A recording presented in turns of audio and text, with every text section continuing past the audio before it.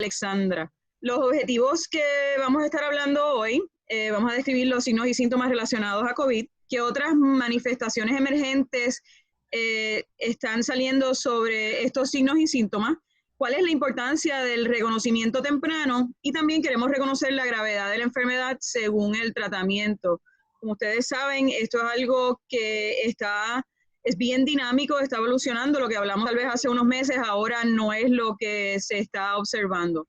Sabemos que globalmente, y esta fue una estadística que se sacó hoy mismo, han muerto casi 350,000 personas, como se reporta por el World Health Organization, más de 5 millones de casos confirmados a través del mundo, y esto es una pandemia y todavía vemos, ¿verdad?, que es algo ascendente. Todavía no estamos viendo que empiecen a disminuir los casos a nivel mundial. Sí hay países donde tenemos disminución de casos, pero estamos a nivel mundial, seguimos con una curva ascendente. ¿Qué es lo importante cuando estamos hablando de los signos y síntomas de COVID? Número uno, que no son específicos. Esta es una enfermedad que puede variar desde síntomas leves, asintomáticos, ninguno, hasta tener una pulmonía grave y también ocasionar la muerte. Varían mucho de persona a persona. Ustedes sí han hablado con personas en grupos de familia que han tenido COVID, pues unos presentan tal vez con un poquito de un catarro, otro con una sinusitis, otro estaba asintomático. O sea que es bien variado, inclusive dentro del mismo núcleo de personas que se están contagiando. Y una de las lecciones aprendidas es que tal vez no relacionamos y no reconocimos algunos síntomas que estaban relacionados a COVID, porque al principio pues lo que se hablaba era de fiebre, tos y falta de aire. Y eso, el no estar reconociendo estos signos y síntomas, probablemente resultó en que muchas personas estuvieran clasificadas como asintomáticas y estaban con COVID-19 y no se diagnosticaban, y eso pues fue algo que tal vez ocasionó que se regara tanto esta enfermedad. Esta es de un corte que se hizo en Wuhan. Cuando nosotros estamos hablando de los signos y síntomas, bien importante recalcar el historial y el físico, donde sabemos que más del 80% del diagnóstico lo podemos obtener con un buen historial y un buen examen físico. Y en este cohorte, donde se vio es que había una predominancia en hombres, casi 2/3 partes de los pacientes eran hombres, y que habían ciertas comorbilidades que estaban asociadas a esta enfermedad, como lo era hipertensión, diabetes y enfermedad coronariana, de la misma manera COPD. Hay otras condiciones que también, pero no llegaron a una significancia estadística. Esta fue otra de más de 17 millones de personas, y esta fue en Inglaterra, desde el 1 de febrero hasta abril, en donde también se encontró que había una asociación con ser varón, también edad avanzada mayor de 65 años, diabetes descontrolada, asma severa, y entonces aquí también reportan donde los pacientes de raza negra también estaban a mayor riesgo. Ellos en el estudio lo que están elaborando es que no necesariamente era por su raza o su etnicidad, sino que tal vez este es un tipo de población en minoría más desventajada, y entonces son personas que tal vez tienen que salir para poder trabajar, salir para poder alimentarse y poderle proveer a su familia. Así que eso tal vez es algo que los pone más a riesgo.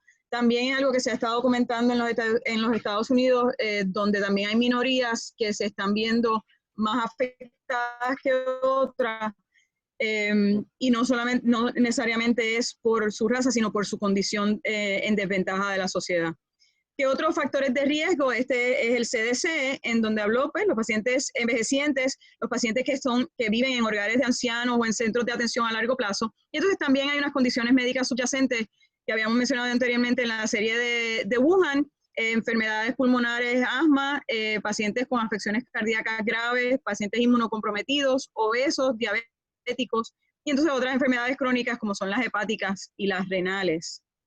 Otra cosa bien importante cuando nosotros estamos hablando con estos pacientes y ahora con el avenimiento de la telemedicina y todo lo que tiene que ver con el screening que le estamos haciendo, es importante ver que otros factores de riesgo, como si han viajado, si han estado fuera del país en los últimos 14 días, la parte de los cruceros fue algo bien relevante al principio, si ha estado en contacto con alguien que ha viajado, ya sea a nivel nacional o internacional, que hayan asistido a eventos de mayores de 10 personas. Esto nos recuerda, ¿verdad?, el Festival de la Salsa que hubo aquí en Puerto Rico, que ha estado en estrecho contacto.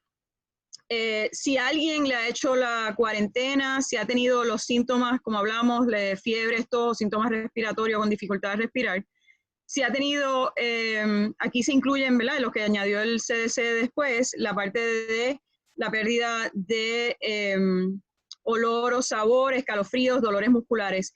Esta es una hoja que nosotros hemos implementado en nuestro hospital, ya que como ahora se están abriendo para cirugías electivas, ahora ya el país está empezando otra vez a abrir sus puertas y empezar con la parte económica, pues es algo que es bien importante tenerlo presente cuando estemos haciendo el historial, porque si va a venir una segunda ola, pues tenemos que estar seguros de hacer un buen cernimiento de estos pacientes cuando vienen a los hospitales o cuando los estamos llamando por telemedicina también.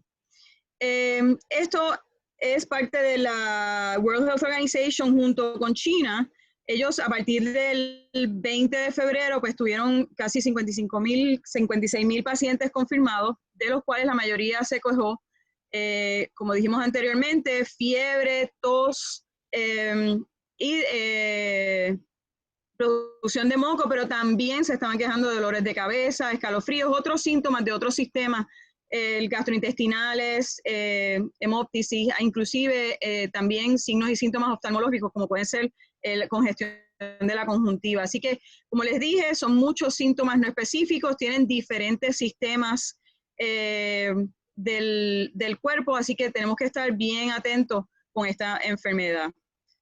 La tríada clásica de fiebre, tos, disnea, pero entonces el CDC añade otra lista nueva en los signos y síntomas de posible COVID, como fueron entonces los escalofríos, los dolores musculares, el dolor de la garganta y el que estamos hablando de la pérdida de olfato o de sabor.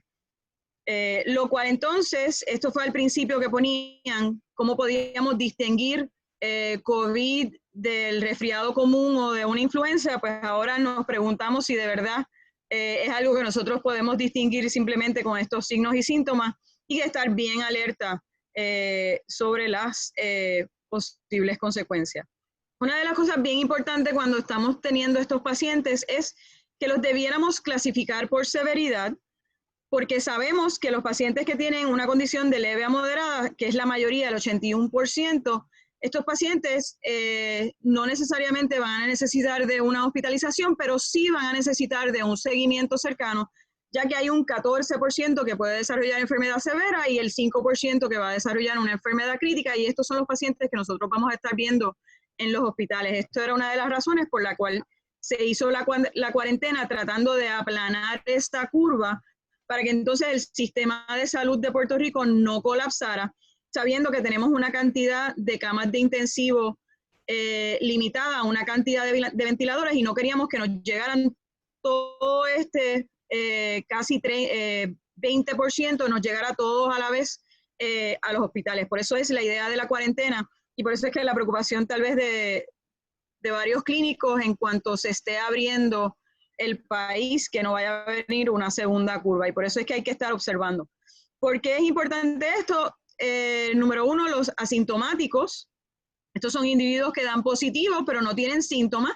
Ellos pueden tener manifestaciones radiográficas o de laboratorios.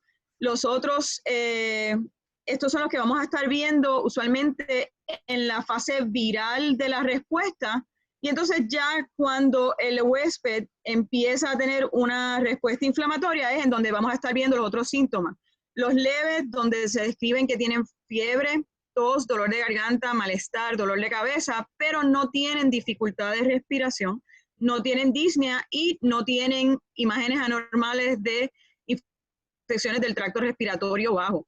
Algo que sí es importante es cómo nosotros vamos a definir fiebre. Y otra vez recalco, ahora que estamos usando la telemedicina para hacerle seguimiento a estos pacientes o seguimiento una vez los damos de alta, ya sea de la oficina o de la sala de emergencia, pues es bien importante cómo vamos a definir fiebre. Y lo otro que tenemos que tener presente es que hay una diferencia y una variedad dependiendo de no solo el instrumento que estamos utilizando, sino en dónde nosotros estamos tomando la temperatura. Así que es bien importante cuando le demos instrucciones a estos pacientes o cuando estemos en el hospital dándole instrucciones al personal de enfermería, pues entonces, ¿dónde van a estar tomando la temperatura? ¿Con qué instrumento? Para que entonces sí haya una uniformidad. Lo otro también es, cuando le preguntemos a estos pacientes, es si es una fiebre que fue medida, si fue cuantificada o si fue una fiebre subjetiva. La segunda es la tos. La tos, esa es están escuchando, ¿verdad? Una tos clásica de COVID, esta es una tos seca. Inclusive se están desarrollando aplicaciones. Este es el COVID App, en donde usa inteligencia artificial para poder detectar esta tos de COVID-19. Esto es algo que todavía pues, no está comercializado completamente, pero es algo que ustedes pueden ver cómo la tecnología se puede utilizar a favor de la medicina. Y esto es algo que, como les digo, si uno está haciendo cernimiento por teléfono, pues es algo que nos puede ayudar. Después entonces vamos a una condición moderada. Ya entonces aquí nosotros tenemos evidencia de infección del tracto, envolvimiento del tracto respiratorio bajo. Vamos a tener imágenes anormales. El paciente sí ya ahora va a tener disnea, dificultad para respirar. Va a tener entonces la saturación, va a estar bajando, pero todavía va a estar a mayor de 93% de saturación. Y aquí nosotros podemos también usar diferentes herramientas que nos ayuden a discernir si este paciente necesita estar hospitalizado o si el paciente lo podemos dar de alta. Uno de ellos es el Curve 65. Curve 65 es una escala para pulmonía en donde se le asigna un punto, la C de confusión, la U de urea, la R de tasa respiratoria, la B de presión, de blood pressure, y 65 de la edad, de mayor de 65 años. Si el paciente ya tiene un Curve 65 de mayor de 1, este es un paciente de alto riesgo de complicaciones y entonces debiera ser considerado para hospitalización. ¿Verdad? Ellos están diciendo que tal vez el Curve 65 se puede estar utilizando para estos pacientes con pulmonías por COVID-19. Lo otro que es importante recalcar es la parte de disnea y si hay alguna manera que nosotros podamos utilizar alguna escala para poder, o alguna herramienta para poder discernir de la disnea y cómo el paciente se siente. Pues esto es en Inglaterra y una de las escalas que ellos evaluaron, ¿verdad? Era el Roth Score. El Roth Score es que tú le pides al paciente que te cuente del 1 al 30 en su idioma nativo y entonces uno cuenta la cantidad de veces que tiene que tomar una pausa para poder contar del 1 al 30. El problema del Roth Score, y este grupo de Oxford no recomienda que se utilice el Roth Score, es por varias razones. Número uno, que el Roth Score se hizo para condiciones crónicas, para COPD, para fallo congestivo crónico, y no se hizo para una persona en un estado agudo. El Roth Score no puede discernir si un paciente se siente normal, no está disneico, pero sí puede estar severamente hipóxico, que es como a veces vemos nuestros pacientes de COVID. De la misma contraparte, el paciente puede tener disnea al contar del 1 al 30, pero no necesariamente estar hipóxico. Y entonces lo otro es que no toma al paciente como holístico. Hay veces que hay un componente de ansiedad cuando uno se siente falto de aire y esta pesadez en el pecho, que no puedo respirar, y entonces eso no se toma en consideración cuando uno está haciendo el Roth Score. Así que por eso ellos lo que recomiendan básicamente es que se le pregunte al paciente cómo te sientes, cómo es esa falta de aire, qué cosas exacerban la falta de aire, si es al descanso, si es al ejercicio, si es subiendo, bajando escaleras. Entonces, que el paciente te pueda ir describiendo y de esa manera también tú puedes escuchar al paciente y ver y usar el acumen clínico para determinar si es un paciente que está a riesgo con enfermedad moderada o severa. Pues ya cuando entonces tenemos un paciente con enfermedad severa, ahí sí este paciente se va a ver un poco más agudo, va a tener una frecuencia respiratoria de mayor de 30 respiraciones por minuto, hipoxémico con una saturación de menos de 93. Ya la PAFI va a estar en menos de 300, que estos son de los criterios que nosotros usamos, ¿verdad?, para ARDS. Y entonces en las imágenes radiográficas ya vamos a ver un envolvimiento de un más de 50% de infiltrados pulmonares. Recuerden que en la parte de los pacientes de COVID vamos a tener dos etapas dentro de la presentación pulmonar. Vamos a hablar un poquito de eso más tarde, pero también recuerden que han ido también describiendo los ground glass appearances. Eso no es patoneumónico de COVID, es algo que nos ayuda para determinar la severidad del envolvimiento respiratorio en estos pacientes. Ya cuando el paciente entra en un estado crítico, y ya esto es una gráfica que aunque salió en el 2020, ya lleva bastante tiempo de publicación en la historia de COVID, ya estos son individuos que tienen insuficiencia respiratoria, requieren intubación mecánica y ventilación mecánica, ya presentan choque séptico o falla multiorgánica. Y esta gráfica a mí me gusta, esta se publicó en la revista de Intensive Care Medicine, porque te da una secuencia del tiempo, no sé si recuerdan al principio que les hablé, que hay una respuesta de la parte viral y después entonces está la parte inflamatoria del huésped. Y de esta manera nosotros podemos ver una evolución a través del tiempo. Estos pacientes en la primera semana pues van a empezar a tener, cuando están con la parte viral, pues van a tener esos síntomas de fiebre, todo lo que hemos ido hablando, ya a medida que va bajando la infección viral, pero entonces la respuesta del huésped inflamatoria, ya estos pacientes entonces empiezan a tener mayores requerimientos de oxígeno, apoyo ventilatorio, ya cuando van a acabar en crítico en el estado intensivo. Y entonces, lo otro es qué consideraciones nosotros tenemos que tener con estos pacientes, qué terapias vamos a estar utilizando, si nosotros ya en esta etapa, cuando el paciente está crítico, vamos a considerar coinfecciones u otros agentes para tratar de combatir esta enfermedad.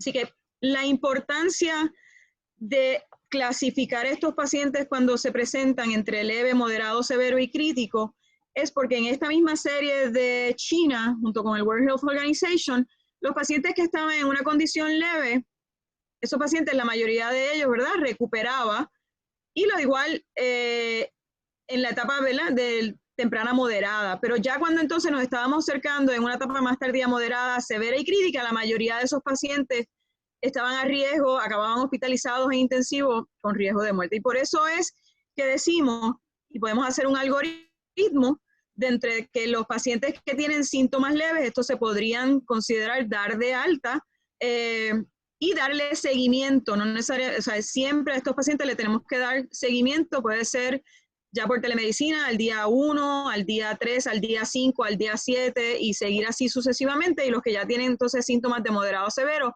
estos son los pacientes que se pueden admitir en piso o ya que necesiten un intensivo. Así que, ¿qué otros signos y síntomas? Y aquí vamos a dedicar la otra mitad de nuestra charla, se pueden ver.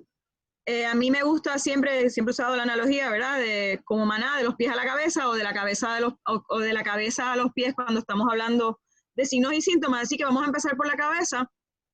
Hay diferentes series en donde nos han descrito síntomas neurológicos. Esta es una serie que se publicó en el JAMA Neurología, de las primeras, que fue de China, 214 pacientes, y una tercera parte de estos pacientes tenían manifestaciones neurológicas. Estas manifestaciones neurológicas se podían dividir en tres categorías: centrales, periféricas y esqueletales, en donde estos pacientes presentaban desde mareos, dolores de cabeza. Había 1% que podía presentar como una enfermedad cerebrovascular aguda, y que ustedes saben que nosotros pues estamos en un centro primario de stroke, así que estos pacientes, a raíz de estos estudios, tuvimos que tal vez también cambiar nuestros protocolos de seguimiento. Pueden presentar convulsiones, síntomas del sistema periferal, como serían miopatías ascendentes. De la misma manera, lo que hablamos, ¿verdad?, de la parte de pérdida de sensación, pérdida del olfato, del gusto, inclusive de la visión. Y entonces en la parte de los musculoesqueletales, dolores, mialgias, ¿verdad? Esta es otra serie que esta fue en Corea del Sur, donde el 30% de los pacientes presentaron anosmia y era su primer síntoma de COVID. De lo mismo en Italia también, Giacomelli, una serie donde también demostró que una tercera parte de estos pacientes presentaban sistemas de olfactorios y de tacto, y esto llevó a que en Corea del Sur, para entrar a la base militar, lo que hacían era que le hacían una prueba de vinagre a los que iban a tratar de entrar, y si estos pacientes no tenían la pérdida de olfato y no olían bien el vinagre, pues ya entonces le hacían un screening, y eso es una de las cosas, herramientas que usaron de screening. Lo otro que también en la parte neurológica, en Italia empezaron a reportar pacientes con el síndrome de Guillain-Barré. Interesantemente, ellos lo presentaban en los primeros 5 a 10 días del COVID, de la infección con COVID. Ya si el paciente más tardío empezaba a presentar una miopatía ascendente y neuropatía, ya entonces era otra condición y no estaban pensando tanto en síntomas de Guillain-Barré, pero es algo que tenemos que también tener en consideración. También se han reportado casos de meningitis y encefalitis. Esta es un MRI en donde prende en las meninges, ¿verdad? Y en las encefalitis aquí en los lóbulos temporales. Es bien importante. Esta es que tiene sinusitis. Pero sí también estamos viendo meningitis, encefalitis, así que es algo que también tenemos que incluir a COVID en nuestro diagnóstico diferencial. En las manifestaciones cardiovasculares hay diferentes mecanismos por los cuales un paciente puede tener manifestaciones cardiovasculares secundarias a COVID. Esta es una serie que se publicó en Heart. Por toxicidad directa, sabemos que el COVID donde está atacando es en los receptores de las convertasas de angiotensina. Así que esto es algo que nos puede dar una cardiotoxicidad presentándose con arritmias. Puede ser también por hipoxemia y puede presentarse con síntomas síntomas coronarios agudos, demanda suplido. La tormenta de citoquinas puede estar causando una miocarditis, y sabemos que también hay un estado hipercoagulable, que entonces esos también pueden presentarse como tromboembolismo. Y eso todo puede causar fallo cardíaco, shock cardiogénico, cuando ya la respuesta del huésped le causa falla multisistémica. Así que esas son diferentes manifestaciones cardiovasculares que podemos ver. Gattignoni describió las manifestaciones respiratorias y entonces él lo que hace es que habla sobre el fenotipo L y el fenotipo H. El fenotipo L él lo llama porque tiene una elastancia baja y una complacencia normal. Y recuerden que usualmente los pacientes con ARDS los conocemos que tienen una complacencia disminuida, y esto, pues él está describiendo que en el principio estos pacientes no demuestran esto, y por eso es que le llama el fenotipo L.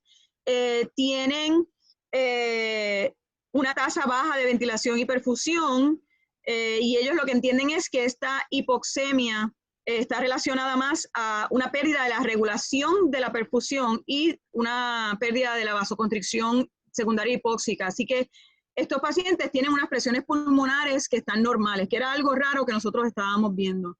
De la misma manera, el peso del pulmón es bajo, no hay mucha edema, lo que se ve nada más son estos ground glass opacities, ¿verdad? Que se ven en CT, y entonces no son tan reclutables, así que por eso es que esto es algo que le llamaban el fenotipo L. Por lo contrario, la otra descripción que hacía era el fenotipo H, y estos pacientes tienen una elastancia alta, y sabemos que la elastancia es inversamente proporcional a la complacencia, o sea que tienen una complacencia, un compliance disminuido, tienen un shunt de derecha a izquierda, y esto es que nosotros tenemos parte del gasto cardíaco que va a los tejidos pulmonares que no están bien aireados, y por eso entonces vemos esta hipoxemia, vemos este edema, vemos presiones altas en el ventilador, el peso alto, porque aquí sí vamos a estar viendo que estos pacientes van a presentar de una forma severa de ARDS, como es una edema pulmonar de tipo no cardiogénico, y estos pacientes sí van a tener un aumento, una porción grande de los pulmones que no están aireados, y estos sí van a ser pulmones que son reclutables, y por eso es que entonces también recomiendan en estos tipos de pacientes unos PIPs algo más altos. Así que Gattignoni habla de estos dos fenotipos, el H y el L, para distinguir.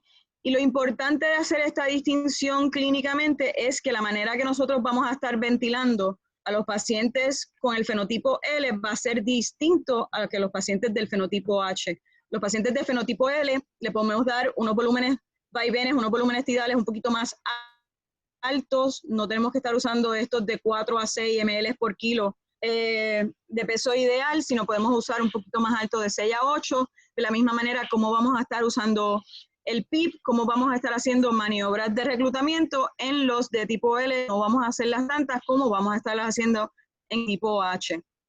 Otra de las cosas que también se publicó, esto fueron una serie en 3 hospitales de China, 204 pacientes, y la mitad de ellos reportó síntomas gastrointestinales, los cuales definieron como pérdida de apetito, diarrea, vómitos y dolor abdominal. Lo interesante de este estudio también es que si ustedes se fijan, el 47% de los pacientes presentan ambos los síntomas respiratorios y los digestivos, que es algo que también a veces vemos con influenza, que presentan esas diarreas, inclusive con la fiebre y un poquito de la falta de aire. Así que por eso es que esto es importante. Los otros, la otra mitad, pues síntomas respiratorios sin problemas digestivos, y entonces el 3% nada más presentó síntomas digestivos sin los respiratorios. Así que es importante tener esto pendiente en el diagnóstico diferencial. Los síntomas y síntomas renales, ya esto es cuando presentan con fallo renal agudo, esto está asociado a una alta mortalidad. Hay diferentes teorías patofisiológicas sobre por qué. Es una etiología completa. Sabemos que también los riñones tienen, ¿verdad? Receptores del ECA, de la enzima de la convertasa de angiotensina 2. Así que se piensa que tal vez pueda haber un efecto citopático directo de la misma manera que lo hablamos en el corazón, pero también se piensa que puede ser necrosis tubular aguda asociada a sepsis. Estos pacientes, si tuvieron síntomas gastrointestinales, puede ser por deshidratación. Y lo otro también, la contraparte, que tal vez sean más susceptibles cuando nosotros estamos haciendo la reanimación, cuando estamos haciendo la hidratación, y si estamos usando normal salina 0.9, pues podemos estar causando falla renal. También se piensa que la tormenta de citoquinas, si estos pacientes estaban con los dolores musculares y las mialgias y presentaron rhabdomiólisis, pues que eso también le esté causando el fallo renal, y por la vasoconstricción hipóxica, de la misma manera que lo vimos en el sistema cardiovascular.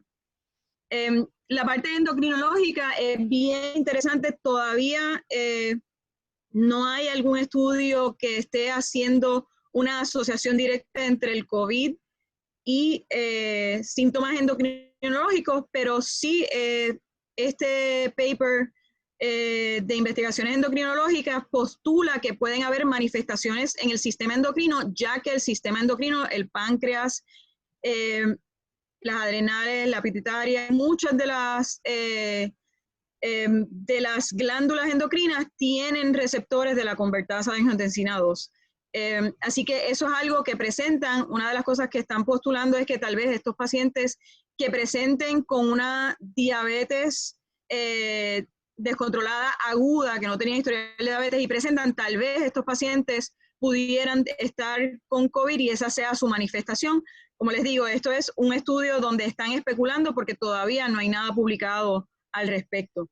Los síntomas hematológicos, estos pacientes se están viendo que tienen un patrón de coagulopatía donde se caracteriza que tienen los fibrinógenos y los dímeros altos. Usualmente, ¿verdad? Eso es lo que nosotros vemos en los pacientes cuando tienen DIC, nuestros pacientes sépticos cuando tienen DIC. Lo único que es que en la presentación clásica de DIC también nosotros vamos a ver prolongación del PT y el PTT, vamos a tener trombocitopenia. Y en estos pacientes no estamos viendo esta prolongación del PT y PTT y la trombocitopenia, sino que de una manera leve. Pero sí estamos viendo estos fibrinógenos y estos dímeros altos. Así que es algo bien importante porque algo que nosotros vamos a estar monitorizando, es algo que nos puede estar explicando estos eventos trombóticos que estamos viendo en esta población de pacientes COVID. Lo otro que también estamos viendo son síntomas dermatológicos, inclusive los pacientes pueden presentar rash y lo podemos estar confundiendo con dengue, y sabemos que dengue en Puerto Rico es algo que es endémico, vivimos ya con él, y esto ha llevado que la Academia de Dermatología de los Estados Unidos empiece a hacer un registro de las diferentes manifestaciones dermatológicas, y estas son las que han empezado a describir. Como les dice, los rash pueden ser ya petequiales, vesiculares, pueden ser morbiliformes, puede dar picazón, Otra de las cosas que le están llamando son los COVID TOEs, que son estas isquemias por estas microangiopatías que se están viendo. Lo otro que podemos ver es el livedo reticularis, y eso ya también es lo mismo que vemos en otros críticamente enfermos cuando están en shock refractario, donde vemos este livedo reticularis. Pero es bien importante esta manifestación de rash, especialmente en el país tropical que nosotros vivimos. Dentro de los hallazgos de laboratorios, ya mencionamos que los dímeros y los fibrinógenos están altos. Otras cosas que vamos a ver que están elevadas son evidencias de inflamación, como es el CRP, como es el LDH, la ferritina, y como les dije, también hay un envolvimiento cardiovascular, y por eso es que vamos a ver las troponinas altas, las mialgias, también vamos a estarlo viendo, que van a estar elevados.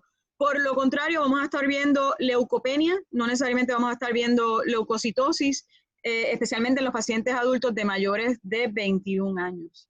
Aunque no soy intensivista pediátrica, soy de adultos, sí he tenido buenos amigos que me han dicho, y eso me lo enseñaron, que los niños no son pequeños adultos, y hay cosas que inicialmente se pensaron que los niños no se afectaban y se están empezando a reportar casos de Kawasaki, la fiebre, el rash, la inflamación de la lengua, la hinchazón de las manos y los pies, y empezaron reportándolo como síntomas de Kawasaki, pero ahora lo están empezando a describir como un síndrome multisistémico inflamatorio en niños, el MIS-C, donde estos individuos de menos de 21 años de edad presentan fiebre, evidencia de laboratorio de inflamación, evidencia clínica que requiere hospitalización y falla multiorgánica de más de 2 órganos, tienen estos síntomas hematológicos, gastrointestinales, no hay otra alternativa, otro diagnóstico posible, y estos pacientes no necesariamente están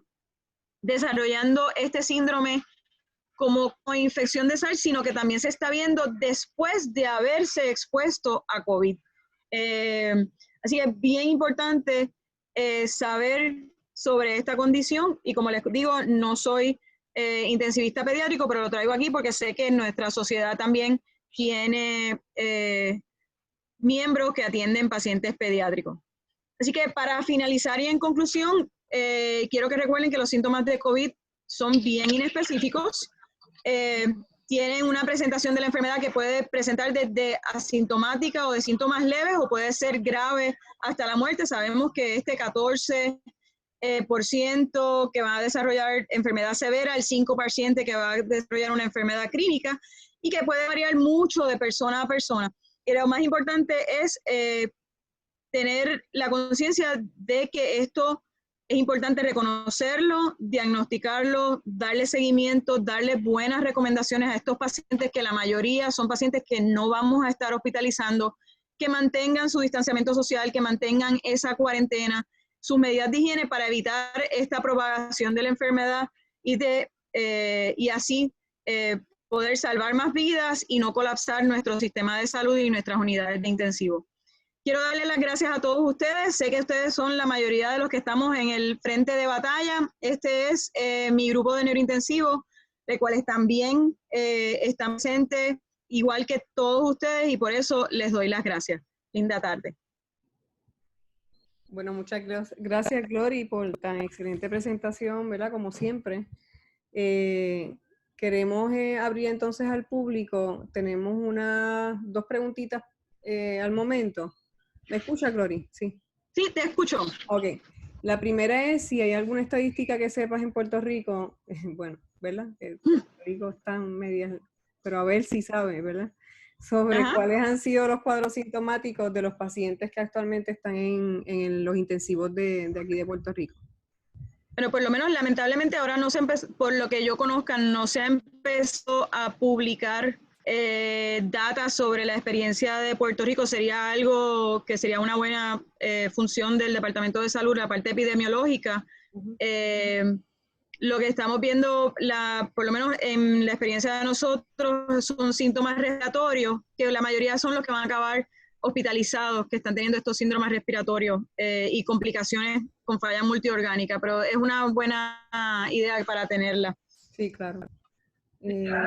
Lucrecia fue la que nos dio esa pregunta. También Lucrecia pregunta sobre si hay, qué hallazgos hay, si hay, ¿verdad?, frecuentes a nivel oftalmológico. Oftalmológica, sí, están, recuerden que es algo inflamatorio, y sí hay una pequeña serie que habla de que pueden presentar con conjuntivitis, irritación de la esclera, y entonces eso hace que vaya al oftalmólogo para ser evaluado.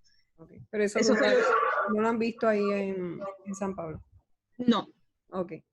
¿Y cuán efectivo el uso de esteroides en la segunda fase? Ya esto es ver la manejo, pero... Sí, no. No sé cómo se llama. Kaelin. Es una muy buena pregunta porque los esteroides es algo que ha estado entrando en mucha controversia. Las recomendaciones ahora mismo de la guía de Surviving Sepsis Campaign de la Sociedad de Cuidado Crítico es si el paciente tiene una indicación para darle esteroides, un paciente asmático, COPD, que viene con una exacerbación y necesitas darle esteroides para modificar, pues eso es una de las cosas que se están utilizando. Lo otro es si es un paciente que tiene choque séptico y falla multiorgánica y no responde a vasopresores y tú le quieres usar la dosis de medicamentos 200 miligramos en 24 horas de hidrocortisona para tratar de manejar esa parte del choque séptico. Eso es otra de las cosas que también sí hay países y sí hay estudios, y hoy el doctor Cabanillas de Auxilio Mutuo publicó, ¿verdad? Hubo una entrevista en el Nuevo Día en donde él habla de este protocolo que él tiene, que lo han hecho en Italia, también lo han hecho en Ecuador, donde dan esteroides con el pensamiento de modificar esta fase inflamatoria. La recomendación es que no debiéramos estar pulsando en dosis bien altas, si es que se va a considerar usar, porque ahora mismo no han salido estudios al respecto, y es para poder modular la lógica detrás de esto es para poder modular la respuesta inflamatoria, pero ahora mismo no hay una recomendación contundente para poderlo hacer. Anabel también, saludos. Saludos, Anabel. Nos pregunta cómo, como paciente, como paciente. ¿Y cómo discernir entre tos de asma y tos de COVID? Además de la... Además de la tos de COVID, ¿verdad? Es una tos seca que no para y el paciente va a tener esta sensación de disnea, apretón en el pecho. Pueden ser las dos, o sea, puedes tener que estás con COVID y tienes una decompensación de tu asma, así que en realidad, o sea, la única manera en que uno va a poderlo distinguir es haciéndote la prueba si tienes una sospecha y tienes otras cosas que puedes presentar otros síntomas, estás teniendo la fiebre, o sea, algún otro síntoma de diarrea, ¿no? Pues entonces ya vas a saber que no es simplemente una exacerbación del asma, sino que entonces ya hay otro cuadro clínico que está presente. Yo creo que no tenemos ninguna pregunta. Otra de las cosas que hay que estar pendiente también es del delirio. Cuando hablaste de neurológico, aunque en la tabla había algo de confusión, que estos pacientes también, yo creo que el delirio también es bastante intensivo, es bastante... Bueno, no, definitivamente van a estar a mucho riesgo de delirio porque sabemos que muchas de las cosas que hacemos ahora mismo, y ahí es donde viene, ¿verdad?, la parte importante, cómo nosotros humanizamos los cuidados que nosotros damos en esta época de COVID, ¿verdad? Porque lo primero que estamos haciendo cuando tenemos un paciente con COVID, lo ponemos en una habitación con presión negativa, limitamos la visita, ya no le permitimos que tenga un acompañante, la cantidad de intervenciones que hace el profesional, pues también las estamos limitando para proteger al personal y también proteger, ¿verdad?, nuestro equipo protectivo, porque se sabe que hay una escasez.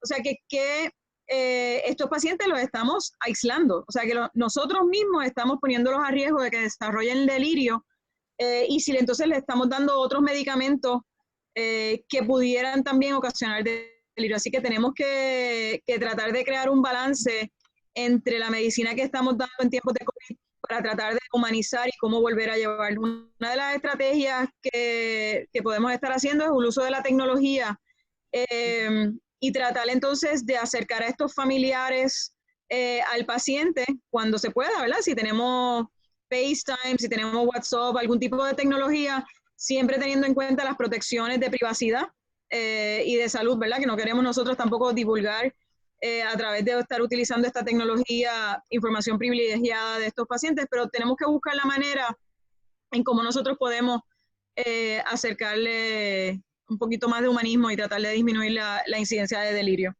Muy bien, importante. ¿Alguien más que quiera decir algo o quiera alguna otra pregunta?